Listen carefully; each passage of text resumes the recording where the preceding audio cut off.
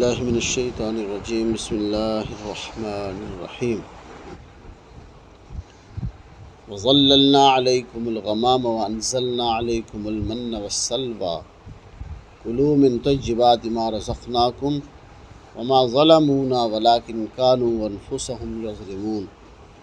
وإذ قلنا ادخلوا هذه القرية فكلوا منها حيث شئتم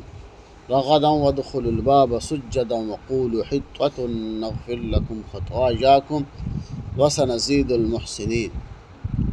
فبدل الذين ظلموا قولا غير الذي قيل لهم فأنزلنا على الذين ظلموا رجزا من السماء بما كانوا يفسقون صدق اللہ العظیم۔ پچھلی آیات کے اندر جب انہوں نے مطالبہ کیا بنی اسرائیل نے وَإِذْ قُلْتُمْ يَا مُوسَىٰ لَن نُؤْمِنَ لَكَ حَتَّىٰ نَرَى اللَّهَ، کیا کہنے لگے کہ جب تک ہم اپنی آنکھوں سے اللہ تعالیٰ کو نہ دیکھ لیں اس وقت تک ہم ایمان نہیں لائیں گے۔ لن نؤمن، ہرگز ایمان نہیں لائیں گے۔ تو جب وہ کوہ طور پہ گئے تو اللہ کی آواز کو انہوں نے سنا تو کیا کہنے لگے، ہم آواز پہ نہیں، ہم تو دیکھیں گے۔ تو اس پر کیا ہوا، ایک چیخ آئی فَأَخَذَتْهُمُ الصَّاعِقَةُ وَأَنْتُمْ تَنظُرُونَ،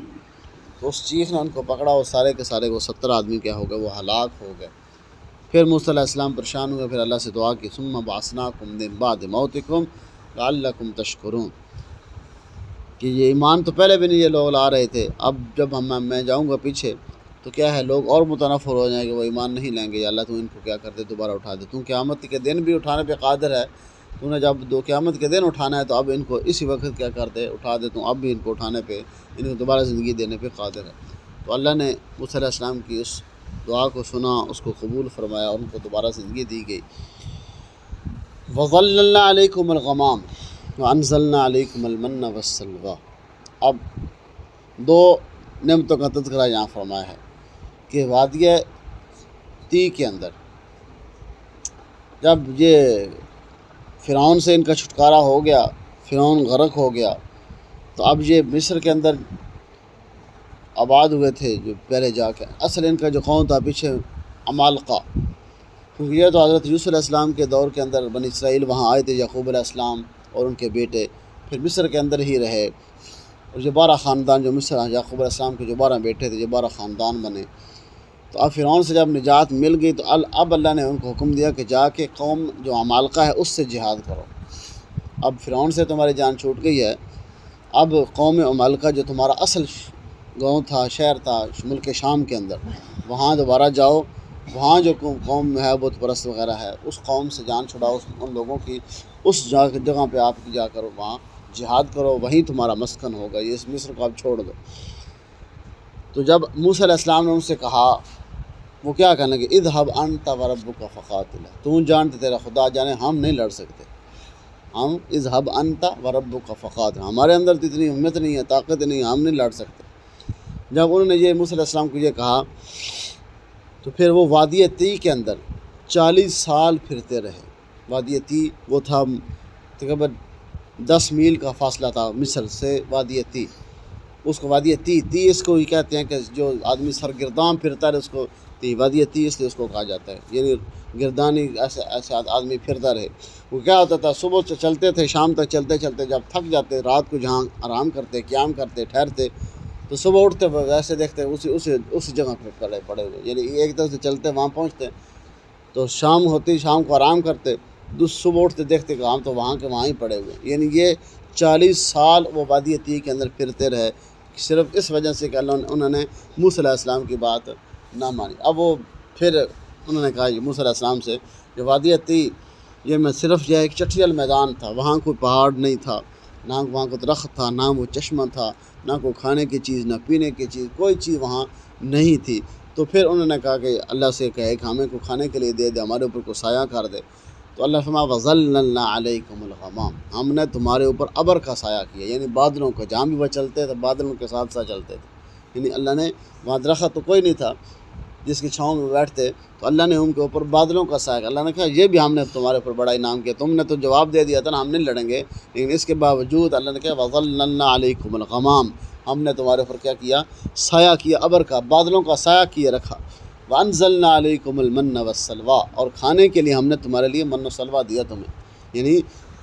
من و سلوہ سے مراد بعض لوگ کہتے ہیں کہ یہ آسمان سے پکا پکایا جو آتا تھا، لیکن نہیں، وہ نا وہاں اللہ رب العزت نے ایک بیل جو ہے اس کو من، یعنی ایسی وہ بہترین مزیدار بیل سے اگائی اللہ نے، اور ان کے لیے بٹیر جو تیتر ہوتے تھے، جو جنگلی جانور، یعنی جو پرندے جن کا لذیذ گوشت ہوتا، وہ ان کے پاس آ کے کھڑے ہو جاتے تھے، یعنی بھاگتے نہیں تھے.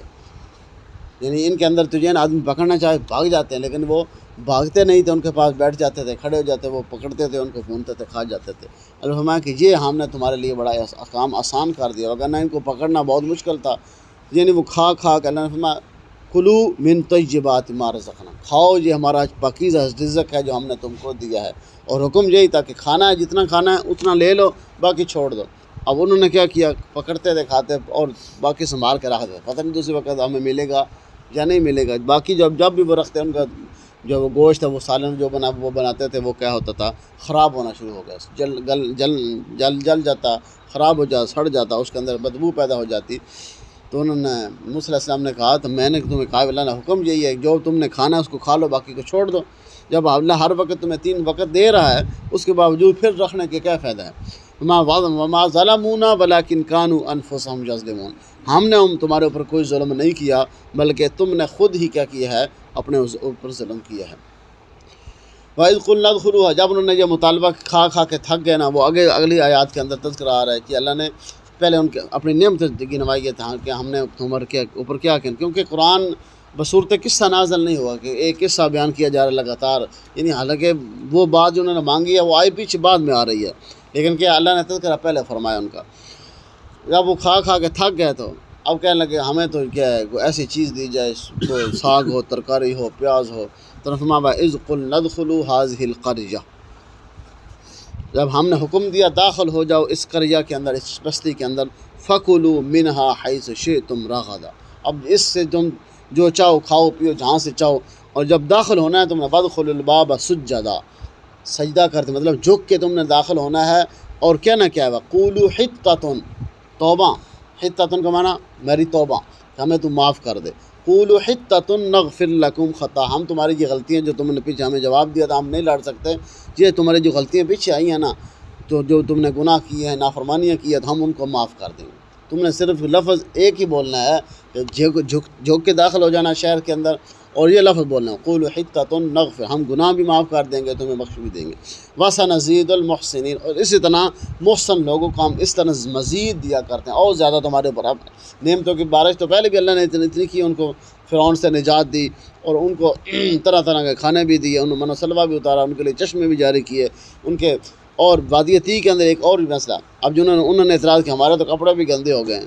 ہمارا لباس بھی گندا ہو گیا ہے، تو ہم کہاں سے پہنے، کہاں سے دھوئیں. تو اللہ نے موسیٰ علیہ السلام نے اللہ سے دعا کی، تو اللہ رب العزت نے ان کے وہ کپڑے بھی کبھی گندے نہ ہوتے اور صاف ستھرے رہتے. اور جو بھی بچہ ان کا جو وہاں پیدا ہوتا تو سمیت کپڑوں کے بھی خود پیدا ہوتا، اور جیسے بڑا ہوتا رہتا اس کے کپڑے بھی کہتے ہی بڑے ہوتے رہتے، ان کو کپڑے سلائی کرنے لینے کی ضرورت نہ پڑتی. یہ بھی اللہ نے ان کو بڑا بڑا احسان کیا.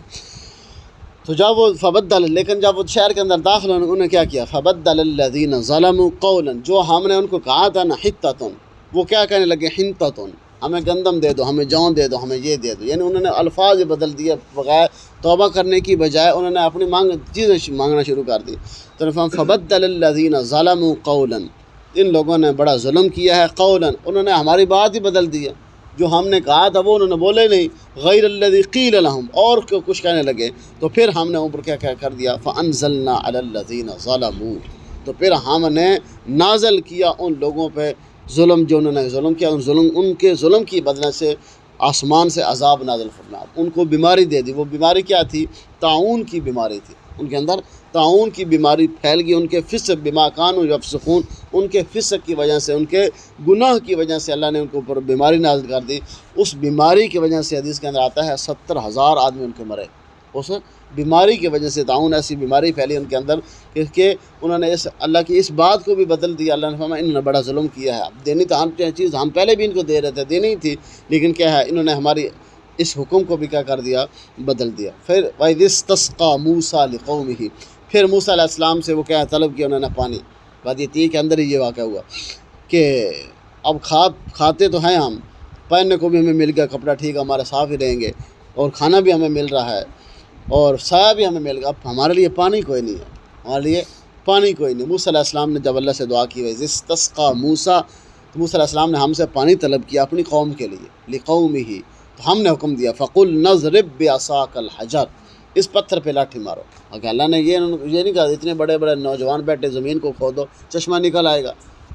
یہ نہیں ہے۔ موسیٰ علیہ السلام کو اللہ نے حکم دے دیا فَقُلْ نَضْرِبْ بِعَصَاكَ الْحَجَرَ، اب پتھر سے پانی، زمین سے پانی نکلنا تو ٹھیک ہے، اب بات سمجھ میں آتی ہے زمین سے پانی نکل، لیکن پتھر سے اب پانی کیسے نکلے گا؟ تو اللہ نے یہ بھی ان کو معجزہ دکھایا کہ پتھر کے اوپر کیا کرو، عصا مارو، فَانْفَجَرَتْ مِنْهُ اثْنَتَا عَشْرَةَ عَيْنًا، ایک چشمہ نہیں 12 چشمے پھوٹیں گے وہاں سے، کتنے؟ 12 چشمے وہاں سے پھوٹے، کیونکہ وہ موسیٰ جو حضرت یعقوب علیہ السلام کے 12 بیٹے تھے اور 12 کے 12 خاندان بنے، اور یہ 12 ہی قبیلے تھے بعد کے اندر، یہی 12 وہ چلتے آ رہے تھے۔ فَانْفَجَرَتْ مِنْهُ اثْنَتَا عَشْرَةَ عَيْنًا،